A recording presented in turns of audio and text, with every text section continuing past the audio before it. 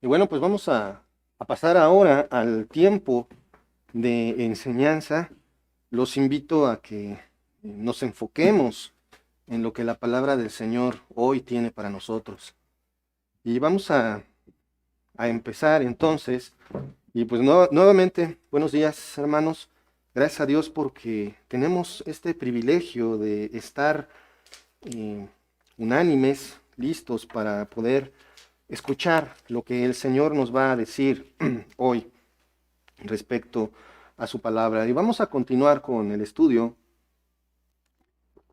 de la carta de Pablo a los romanos. Y la semana pasada estuvimos estudiando, o más bien iniciamos el capítulo 8. Vimos que el capítulo 8 empieza con una declaración de que no hay condenación para aquellos que somos hijos de Dios. Y en el versículo 39 termina con que no hay manera de que podamos ser separados del amor de Dios. También recuerdo que mencioné que hay, este capítulo es una declaración de libertad, pero no una libertad a hacer lo que quieres o una libertad civil o algo por el estilo, sino una libertad de cuatro cosas, cuatro libertades que el cristiano, aquel que es verdaderamente hijo de Dios, tiene. Y una de ellas la vimos precisamente la semana pasada, que es la libertad de juicio. No hay juicio para aquel que cree en el Señor Jesucristo como su único Señor y Salvador.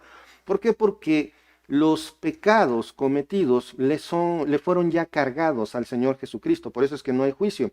Posteriormente, la segunda parte de este capítulo, de los versículos 5 al 17, nos enseña que tenemos libertad de la derrota. O sea, que el Hijo de Dios puede tener en su capacidad que le da el Espíritu Santo para resistirse al pecado, tiene la libertad de ser derrotado por este mismo. Posteriormente veremos en los versículos 18 al 30 la libertad del desánimo y del 31 al 39 la libertad del temor. Esto de manera general. Pero vamos a empezar esta parte. Hoy vamos a estudiar en Romanos 8 del versículo 5 al 11.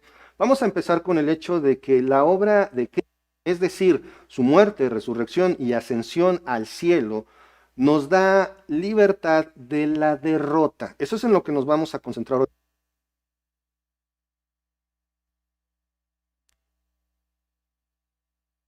Poder del pecado, como ya les había mencionado.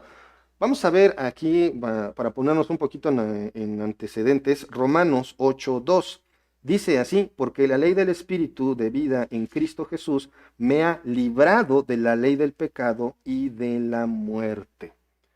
Esto significa que si tú no tienes la fe puesta únicamente en el Señor Jesucristo como Señor y Salvador, si no tienes esa fe en Él, entonces eres esclavo del pecado y eres esclavo de la muerte. Por lo tanto, no hay esperanza para aquel que está así. Y dice, vamos entonces, con esto en mente, a leer el pasaje. Bueno, no, vamos, perdón, vamos a orar para poner este tiempo en manos del Señor. Padre amado, Padre celestial, te damos tantas gracias, Señor, por tu palabra. Gracias, Señor, porque tú nos tienes aquí, Padre. Gracias porque a través de ella es que podemos aprender que tú nos haces libres del yugo del pecado, Señor, que no tenemos por qué estar doblegados al pecado, Señor. Y Padre, en este momento quiero encomendarme en tus manos, quiero encomendar en tus manos mi voz, Señor, que tú me ayudes, Señor, no solamente físicamente, sino espiritualmente, porque yo no soy suficiente para expresar lo que significa tu palabra, sino solamente tu Santo Espíritu, Señor. Me encomiendo en tus manos. Háblanos, Señor, en el nombre de nuestro Señor Jesucristo. Amén. Muy bien, entonces vamos a leer nuestro pasaje que vamos a estudiar hoy, que es Romanos capítulo 8, versículos 5 al 11. Dice así la palabra del Señor, como decía, autoritativa, eh, autoritativa, inerrante y todo suficiente palabra del Señor. Perdón. Porque los que son de la carne piensan en las cosas de la carne, pero los que son del espíritu en las cosas del espíritu.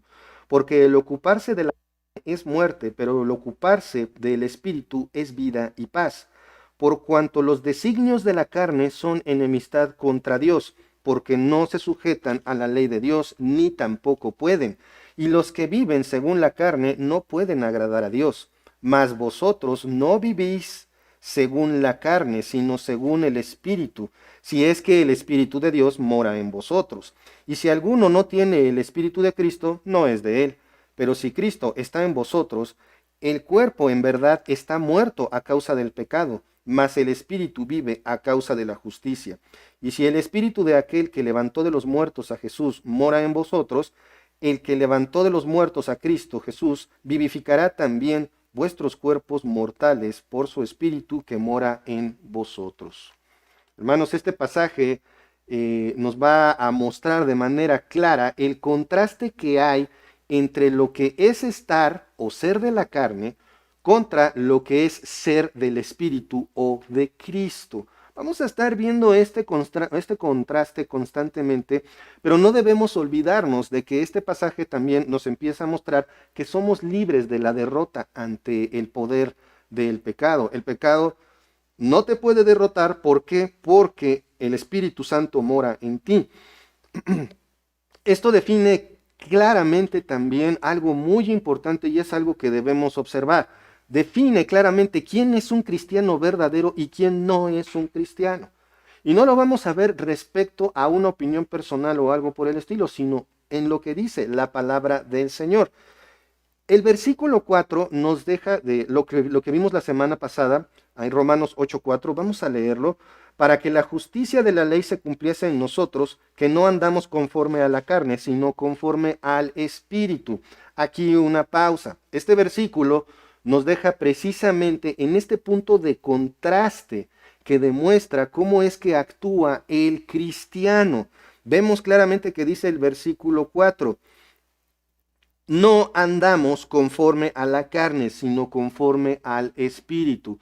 ¿Esto qué significa? Significa tener un estilo de vida que está en armonía con el Espíritu Santo. ¿Y cómo sé qué es lo que le agrada al Espíritu Santo? Muy simple, ¿qué es lo que le agrada a Dios? ¿Qué es lo que dice la palabra del Señor? Ahí es donde nosotros podemos encontrar cómo podemos saber si estamos teniendo un estilo de vida en sincronía con el Espíritu Santo, en una armonía con el Espíritu Santo. Y bueno, dice el versículo 5 del capítulo 8 de Romanos, porque los que son de la carne piensan en las cosas de la carne, pero los que son del Espíritu en las cosas del Espíritu. Una mejor traducción de este versículo y varios puntos del pasaje que vamos a estudiar, preferí empezar a manejar un poquito la traducción de la Biblia de las Américas, porque es una traducción más literal, no que la Reina Valera esté mal. Simple y sencillamente la Biblia de las Américas es un poco más literal. Y este versículo se leería así de la siguiente manera, ahí lo pueden ustedes ver también, porque los que son de la carne piensan en las cosas de la carne. Esa es la traducción. No recuerdo si lo puse para que ustedes lo pudieran leer, pero la primera parte del versículo 5 dice, porque los que son de la carne piensan las cosas de la carne. Mejor traducción sería, porque los que viven conforme a la carne ponen la mente en las cosas de la carne. Fíjense en esto, porque los que viven conforme a la carne ponen la mente en las cosas de la carne. Aquí la palabra carne viene del griego sarx, que traducido es el ser humano así como tal. O sea, esto, así como yo estoy, esto es la carne. ¿Recuerdan cómo lo he manejado algunas veces de la última resistencia del pecado? Es aquí y aquí. Yo soy ese lugar de última resistencia del pecado, el lugar donde reside. Y no olviden eso. Es decir, que el ser humano que solo tiene en la mente las cosas que le placen al ser humano por naturaleza, solo piensan satisfacer sus deseos humanos. Por eso es que está diciendo la Escritura, los que son de la carne piensan o tienen en la mente las cosas de la carne. Y aquí es donde podemos empezar a cuestionarnos. Yo, ¿para qué vivo? ¿Vivo para agradar a mi Dios o vivo para darme gusto? ¿Para qué hago las cosas? ¿Para qué trabajo? ¿Para qué, para qué crío a mis hijos? ¿Para qué estudio? ¿Estudio para darme gusto? ¿Estudio para tener una buena remuneración? Que no está mal eso, pero es definitivamente, no debe de ser el punto central. Porque eso es estar en la carne. Oye, pero ¿qué hay de malo en estudiar? Nada. ¿Qué hay de malo en trabajar? Por supuesto que nada. ¿Qué hay de malo en la crianza de mis hijos? Nada. Pero si el punto central es satisfacer mis deseos, las relaciones sentimentales, las relaciones interpersonales en general, las actividades en general, entonces tienen un enfoque humano y no el de glorificar a Dios. Esto es un común denominador en nuestra cultura hoy día, el yo. Sí o no, lo podemos ver en todos lados. Los derechos personales por encima de cualquier cosa, sin importar si es bueno o malo, ya que hoy día todo es relativo.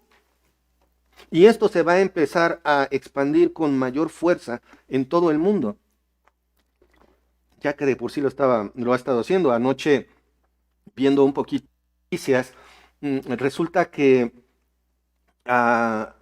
hay cosas que son claramente malas. Sin embargo, un político puede estar claramente acusado de haber cometido o señalado de haber cometido ciertos delitos, y sin embargo sigue obteniendo puestos dentro del gobierno, por ejemplo. Total, no pasa nada, independientemente de cuál haya sido el delito. Eso no está bien. Sin embargo, ya es normal en el mundo, ya es normal en nuestro país. Estados Unidos ejecutó su primer ataque militar hacia otra nación y están orgullosos, pero no por el ataque, sino porque el dron que ejecutó el ataque fue dirigido por una soldado transexual, que viene siendo un soldado que se cree mujer. Y ese es el motivo de su orgullo. Ese es el motivo que hay que aplaudir. Hermanos, nosotros vamos a ver esto en nuestra cultura.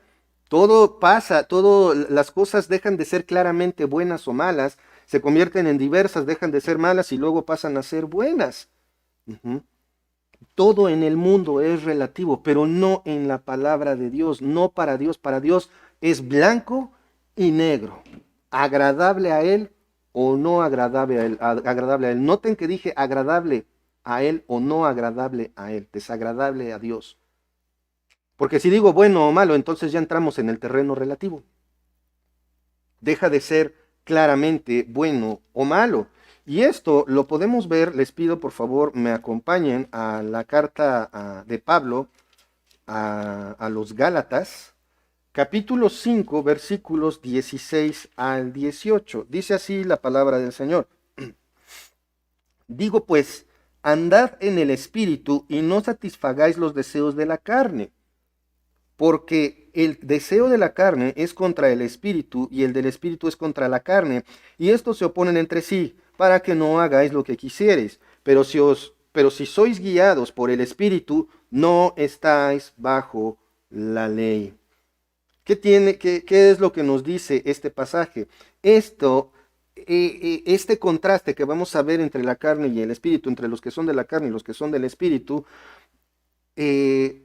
nos causa ese conflicto permanente para aquellos que somos cristianos.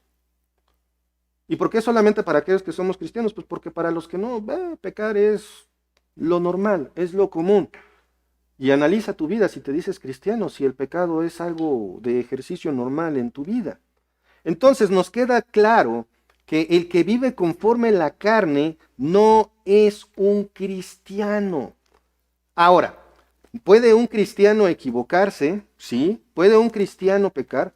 Claro, pero tenemos que observar, vamos a Gálatas, vamos a estar un poquito ahí en Gálatas, pero ahora vamos a Gálatas capítulo 5, versículos 19 al 21. Y vamos a ver exactamente esto.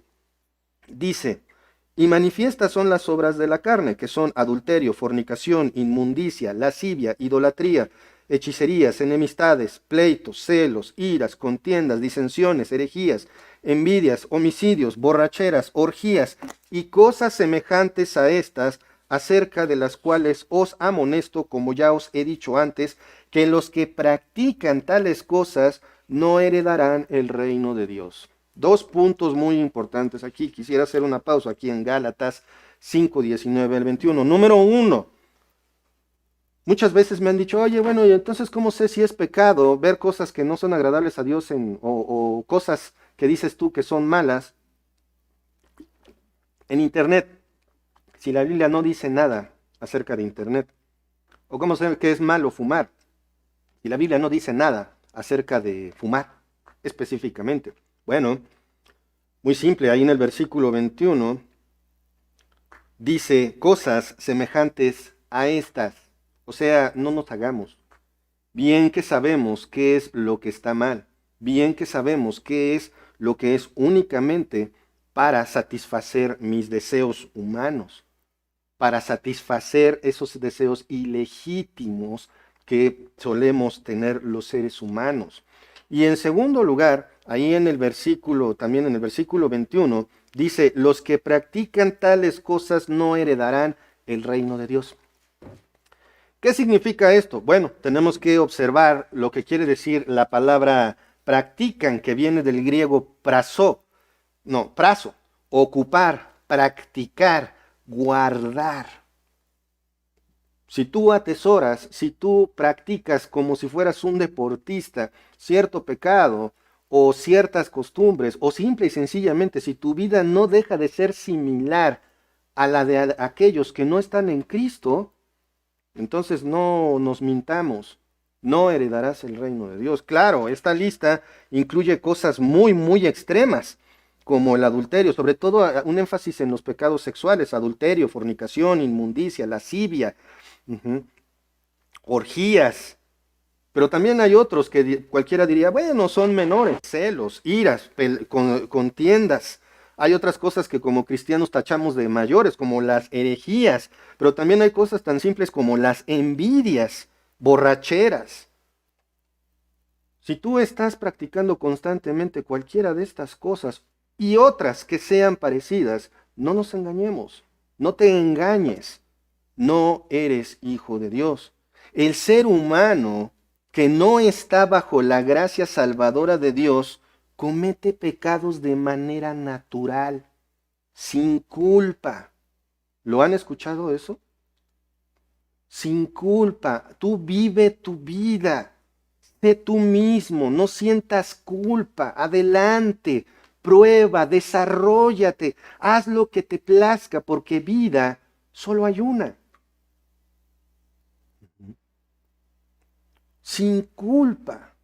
Aquel que está fuera de la gracia salvadora de Dios comete pecados de manera natural. ¿Por qué?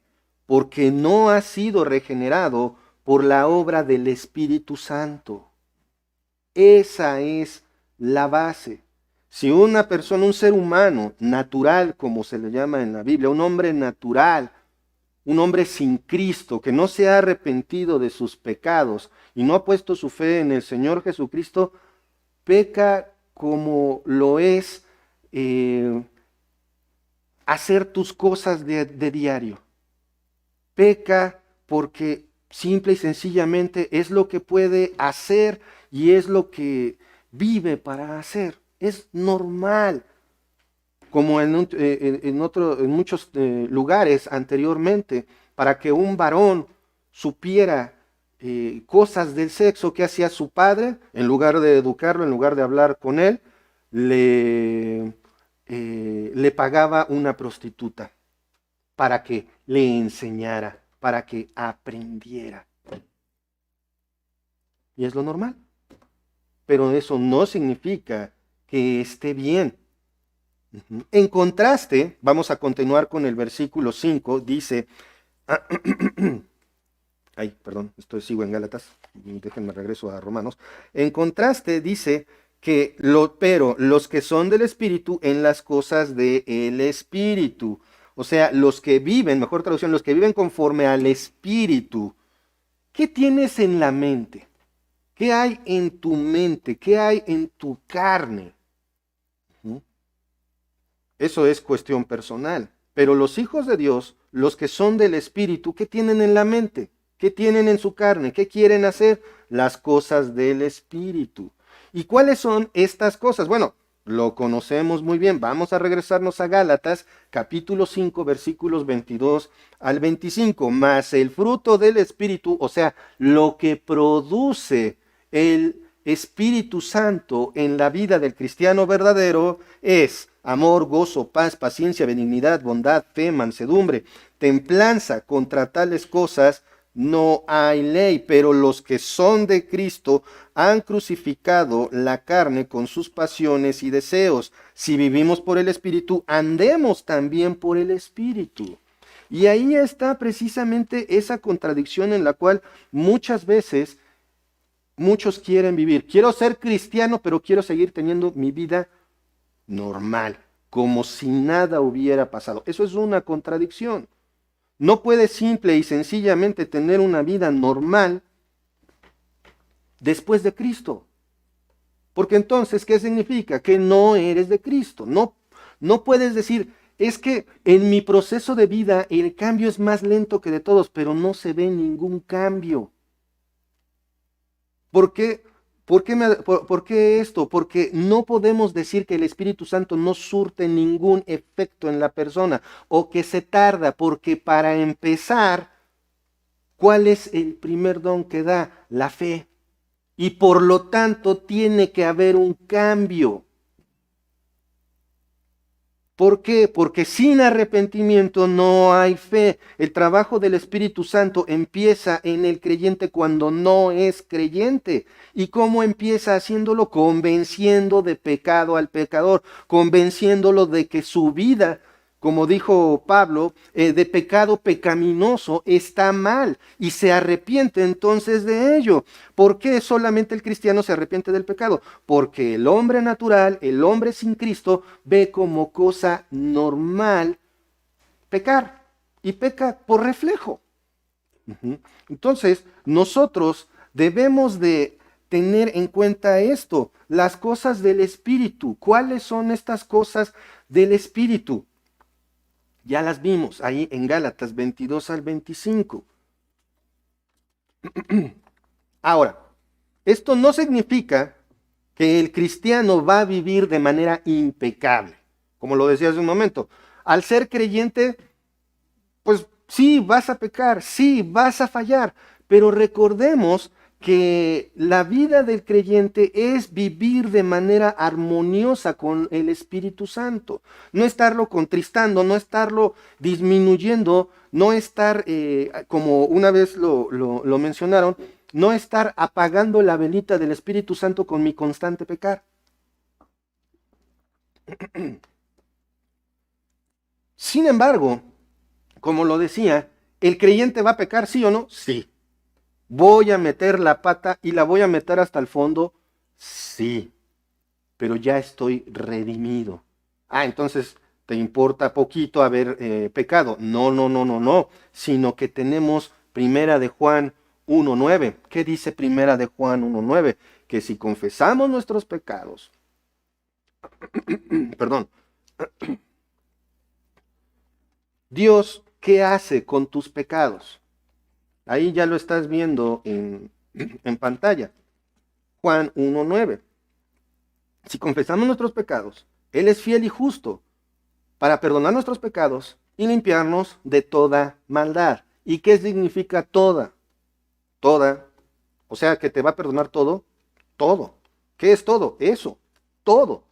Dios te limpia de toda maldad. De hecho, todos los pecados que cometas ya están perdonados.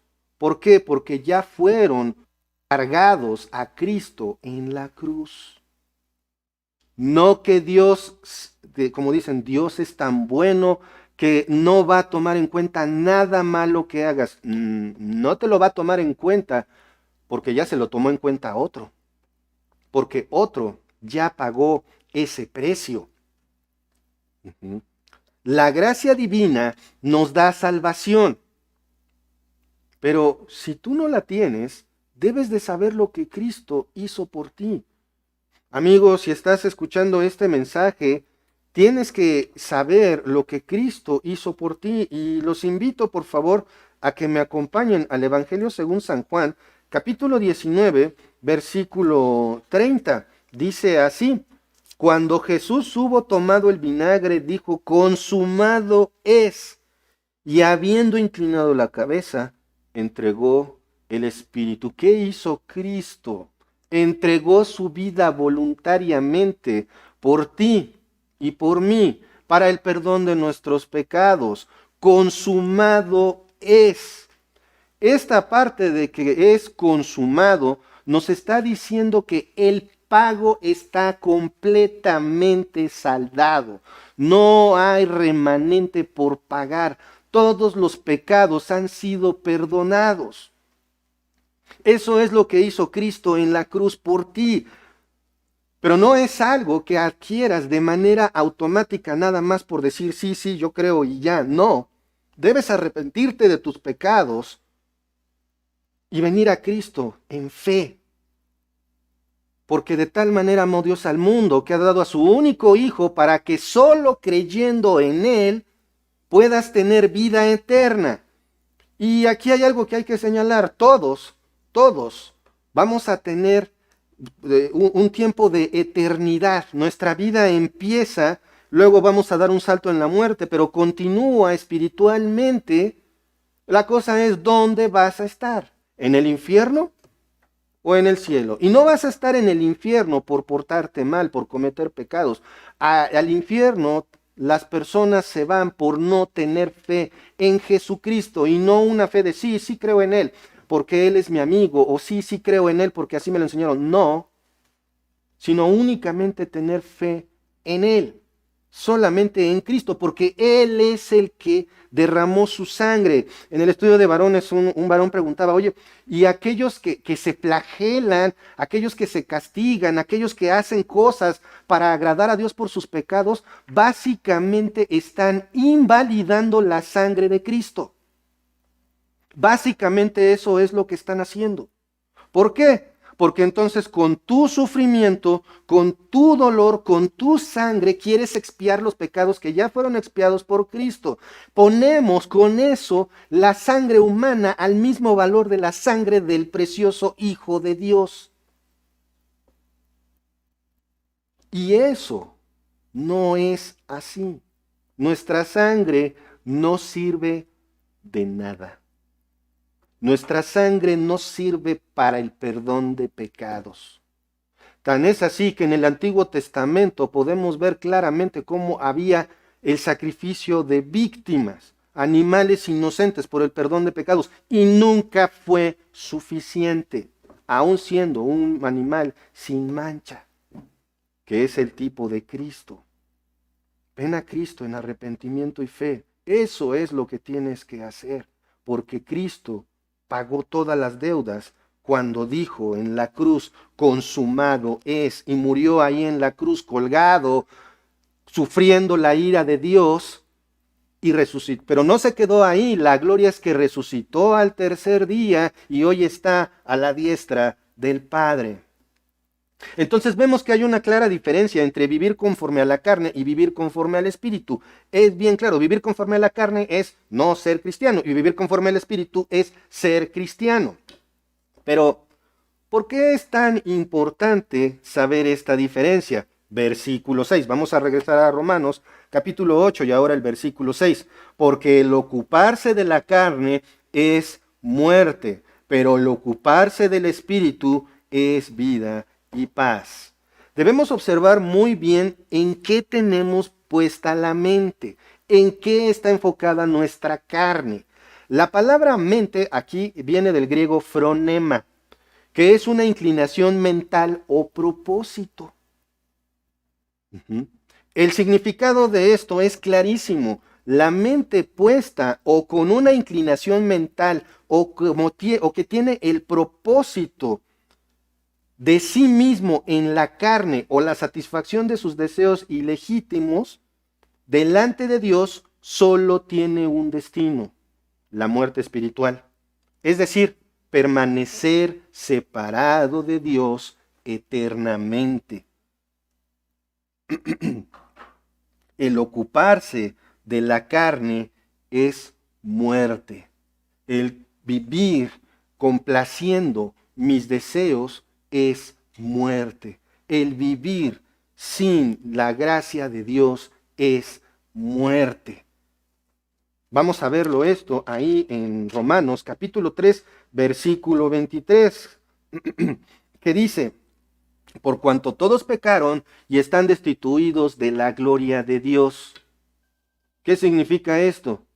Significa que cualquier persona sin Cristo solamente tiene un destino: estar separado de Dios. Y recordemos lo que dice aquí la palabra: destituido de la gloria de Dios. Lo hemos visto. No podemos estudiar Romanos sin estar regresando constantemente aquí a este versículo que nos señala el estado de toda la humanidad: destituidos de la gloria de Dios. Y la palabra destituido significa no tener derecho a, pero alguna vez se tuvo.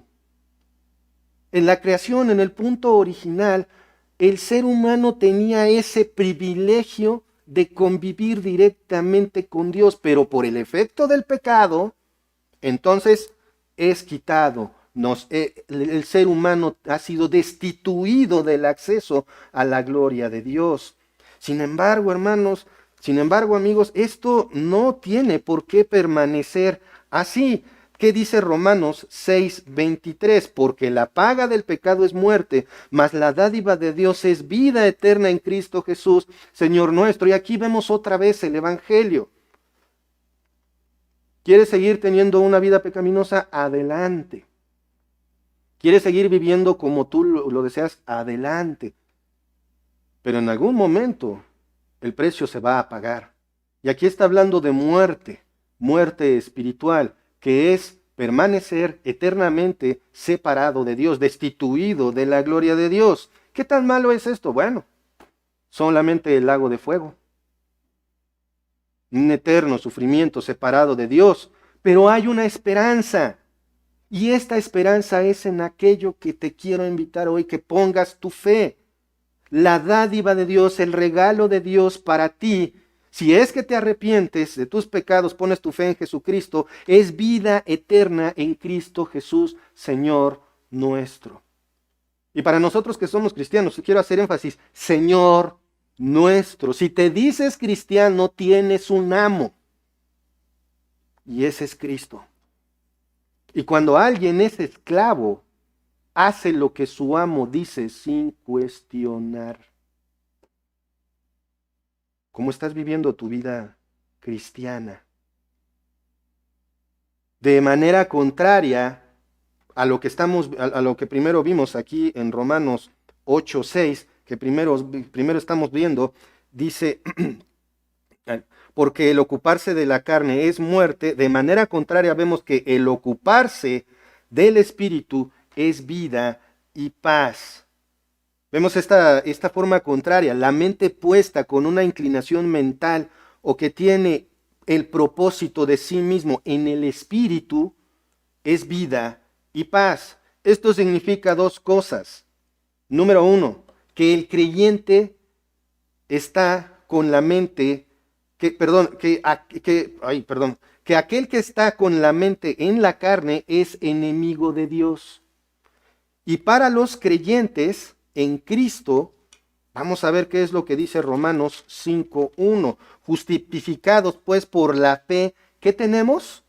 Paz para con Dios por medio de nuestro Señor Jesucristo. Muchas personas piensan que ir a un lugar y decirle a otra persona sus pecados es para estar en paz con Dios. Muchos piensan que poner propósitos dar dinero, hacer acciones, cuidar a los enfermos, etcétera, es lo que me da paz para con Cristo. Esto no es así. No podemos tratar de decir que estoy en paz con Dios porque me porto bien. Estoy en paz con Dios porque estoy cuidando a mis padres ancianos. Estoy en paz con Dios porque no robo y no mato. Total, cualquiera puede hacer eso. No estás en paz con Dios por medio de tus méritos, sino por medio de nuestro Señor Jesucristo. Y otra vez, Señor, no amigo, no cuate, Señor. Aunque Dios nos trata como si fuéramos hermanos adoptados de Cristo, es nuestro Señor y a Él tenemos que obedecer. Y nuevamente aquí está, si tú no tienes la fe en el Señor Jesucristo, por la fe es como puedes lograr paz para con Dios. Deja tus esfuerzos, deja tu religión, entrégate a Cristo. En el versículo 7 de Romanos 8, continuamos y vemos que dice, por cuanto los designios de la carne son enemistad contra Dios, porque no se sujetan a la ley de Dios, ni tampoco pueden. La Biblia de las Américas lo vemos de la siguiente manera, ya que la mente puesta en la carne es enemiga de Dios, porque no se sujeta a la ley de Dios, pues ni siquiera puede hacerlo. Aquellos que tienen la mente puesta en la carne, es decir, fronema, esa inclinación mental o propósito en la carne o la satisfacción de los deseos ilegítimos delante de Dios, son enemigos de Dios. Por eso es que tanta insistencia en que el único medio de hacer la paz para con Dios es por medio de Cristo. Deja tus esfuerzos, deja tus creencias falsas. ¿Por qué? Porque si sigues por ese camino, si sigues con la mente en la carne, si sigues satisfaciendo la carne, esa inclinación mental a la satisfacción de los deseos ilegítimos, entonces eres enemigo de Dios. Te constituyes enemigo de Dios. Y esto es bien cierto. Hay quien puede creer en Dios hasta que le presentan al Dios de la Biblia. Entonces no está creyendo realmente. La fe es en el Señor Jesucristo. La palabra enemistad que vemos aquí en este versículo, por cuanto los designios de la carne son enemistad contra Dios, esta palabra es, a ver si la puedo pronunciar, extra, que significa hostilidad y por implicación oposición, enemistad. En palabras del pastor John MacArthur, el problema de la persona no creyente es más profundo que sus actos de desobediencia, los cuales son solo manifestaciones internas de las compulsiones de la carne. Es muy interesante que aquí John MacArthur dice las compulsiones, algo compulsivo, algo que se hace porque ya no lo puedes detener. El pecado en la persona sin Cristo es compulsivo, se hace de manera sin la capacidad de contenerse, como los vicios. Yo sé que me estoy haciendo daño con las drogas, pero sigo. ¿Por qué? Porque tengo esa compulsión. Ese es el pecado. Y todos los pecados tienen ese mismo efecto, como si fuéramos farmacodependientes del pecado cuando estás sin Cristo. Continúa lo que dice el pastor MacArthur. Su inclinación y orientación básicas hacia la gratificación individual, así tenga la apariencia externa de una persona religiosa o moral, se mantiene en hostilidad directa a Dios. En otras palabras, si tú insistes en que tus medios, tus creencias, tus actos religiosos son suficientes para agradar a Dios, en realidad te estás comportando de forma hostil contra Dios. Así de simple. ¿Cómo? Pero es que a mí me enseñaron que encender velas, que ponerle flores, que inclinarme delante de tal figura o santo, como lo llamamos aquí en nuestro país, es agradable a Dios, es un acto de hostilidad contra Dios, no hay más. Por eso es que debes de venir a Cristo en arrepentimiento y fe. ¿Por qué? ¿Por qué hay esta hostilidad directa de Dios? ¿Por qué es que existe esta hostilidad franca del ser humano hacia Dios? La respuesta la encontramos ahí mismo en el versículo 7. Porque no se sujetan a la de Dios, ni tampoco pueden. O sea, ni quieren ni pueden. La persona que vive en pecado, que vive para seguirse satisfaciendo a sí misma, no quiere nada con Dios y tampoco puede tener nada con Dios. Recuerden, es natural pecar, es lo normal, lo ve como bueno. Si tú estás viviendo así, entonces estás perdido. No hay manera de tener paz para con Dios que no sea por medio de la cruz de Cristo. Si no vienes a Cristo en arrepentimiento y fe, sigues siendo un enemigo de Dios. Lo repito, si no vienes a Cristo en arrepentimiento y fe, sigues siendo un enemigo de Dios. No importa cuánto digas que Chuchito es re buena onda y él no va a castigar a nadie. O alguna idea por el estilo. Si no estás en Cristo, si no te arrepientes de tus pecados, no pones tu fe en Él, sigues siendo enemigo de Dios. Porque no quieres ni puedes hacer la paz con Cristo. No puedes hacerlo sin Cristo, perdón. Esto se confirma claramente en el siguiente versículo. Vamos a regresar, vamos a continuar en Romanos capítulo 8, ahora versículo 8, que dice así, y los que viven según la carne no pueden agradar a Dios. Aquí Pablo termina de afirmar su argumento. No puedes, aunque quisieras estar en paz con Dios, no puedes. Varias veces he escuchado, oye, necesito que me acerques a Dios. Pues, ¿qué hiciste? Muchas veces así lo hacemos. Ponemos a Dios como si fuera un salvavidas. Solamente pensamos en Dios cuando tenemos el agua hasta el cuello y estamos...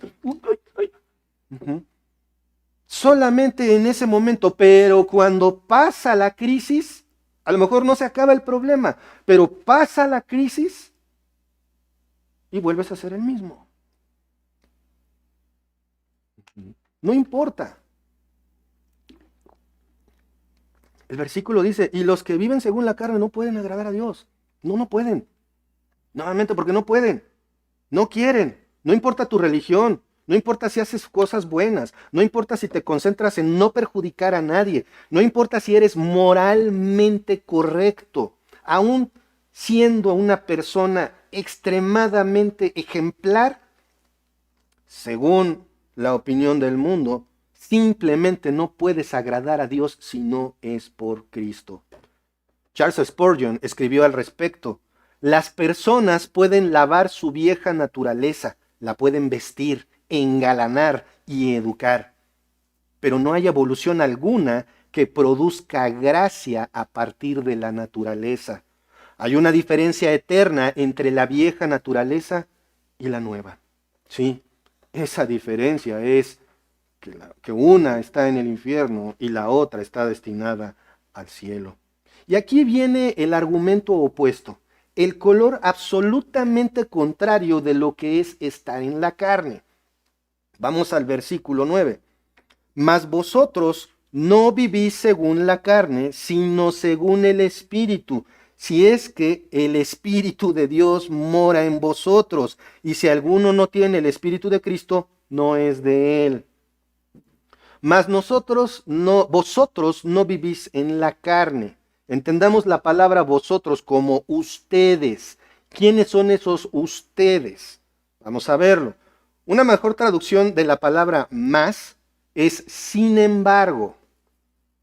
Esto nos dejaría con el texto de la siguiente manera: sin embargo, vosotros no vivís según la carne, sino según el Espíritu. Sin embargo, esto significa que vosotros, nuevamente, que quiere decir ustedes, los lectores de la carta a los romanos, y eso nos incluye a nosotros, no vivimos satisfaciendo nuestros deseos pecaminosos. ¿Los tenemos? Sí, pero tenemos el poder, la capacidad de resistirnos por el poder del Espíritu Santo que mora en nosotros. Pero ojo, vemos una condicionante en este versículo. Mas vosotros no vivís según la carne. O sin embargo, vosotros no vivís según la carne, sino según el Espíritu. Si es que el Espíritu de Dios mora en vosotros. Es decir, lo que está diciendo Pablo aquí es que si verdaderamente el Espíritu Santo mora en ti, el Espíritu Santo vive literalmente en cada persona que tiene su fe puesta en el Señor Jesucristo. Esto es en primer lugar. Vamos a los Corintios, la primera carta de Pablo a los Corintios, capítulo 6, versículo 19. Dice así: ¿O ignoráis que vuestro cuerpo es templo del Espíritu Santo, el cual está en vosotros, el cual tenéis de Dios y que no sois vuestros? Esa es otra razón por la cual no voy a estar viviendo dándole gusto al cuerpo, literalmente hablando. ¿Por qué? Porque no me pertenezco a mí mismo, sino que le pertenezco a Dios. Si no hay evidencia del fruto del Espíritu Santo en la persona, no tiene derecho a llamarse hijo de Dios. Y esto bien lo traigo a colación porque una de las mentiras más comunes respecto a Dios es que todos y cada uno de los seres humanos que hay son sus hijos. Esto no es cierto. ¿En qué me baso para esto? Les pido que me acompañen, por favor, al Evangelio según San Juan, ahí en el capítulo 1, versículos 12 y 13. O sea, ya lo están viendo ahí en sus pantallas. Dice así: mas a todos los que le recibieron, a los que creen en su nombre, les dio potestad de ser hechos hijos de Dios. Hasta aquí podemos ver los que le reciben, o sea, los que ponen su fe en el Señor Jesucristo, les da potestad. ¿Recuerdan lo que vimos en Romanos 3:23? Destituidos de la gloria de Dios. Pues si pones tu fe en Cristo, entonces tienes ese derecho de ser hecho hijo de Dios. Pero ¿quién decide esto? ¿Lo decido yo acaso? Dice el versículo 13. Pongan mucha atención: los cuales no son engendrados de sangre, ni de voluntad de carne, ni de voluntad de varón, sino de Dios. Nadie te puede hacer cristiano. Tú no te puedes hacer cristiano. No puedes nacer cristiano. No naces hijo de Dios. Nadie te puede decir que eres hijo de Dios. Tú no puedes decidir ser hijo de Dios, sino que ¿quién lo decide? Dios. Te convence de pecado, te arrepientes de los mismos y entonces pones tu fe en Él. ¿Y qué es lo que dice para confirmar esto Efesios 2, 8 y 9? ¿Por qué? Porque por gracia sois salvos por medio de la fe, y esto no de vosotros, pues es don de Dios, no por obras para que nadie se gloríe. O sea, no puedes hacer nada para agradar a Dios que no sea poner tu fe en el Señor Jesucristo, porque por gracia sois salvos. O sea, ni siquiera pones tu fe por tu voluntad, sino por el regalo de Dios que Dios te da por gracia. Solo por su gracia es que puede ser hecho hijo de Dios. Simplemente la obra de salvación viene de Dios, no de nada que tú hagas. Nada que tú hagas te da salvación, solamente Dios. Ni los santos ni la Virgen te ofrecen salvación, solo viene de Dios, de la obra de Cristo en la cruz. Si tienes tu fe en cualquiera de las otras cosas, estás invalidando el sacrificio, resurrección y exaltación del Señor Jesucristo. El versículo 10 dice, más bien nos enseña una realidad que vive cada persona redimida, o sea, cada persona que está en Cristo.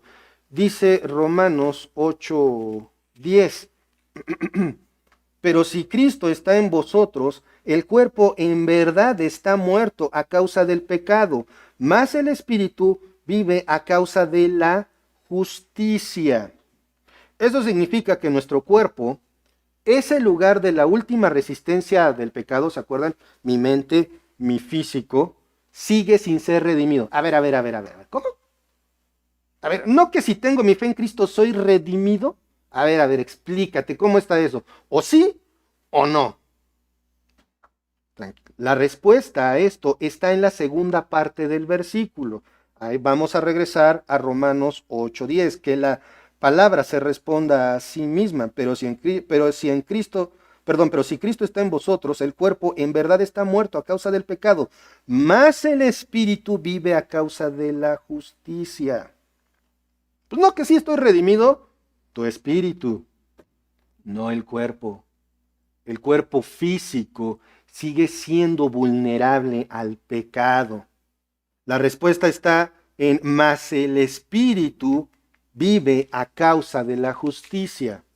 Aquí espíritu no se refiere al Espíritu Santo, sino al espíritu humano.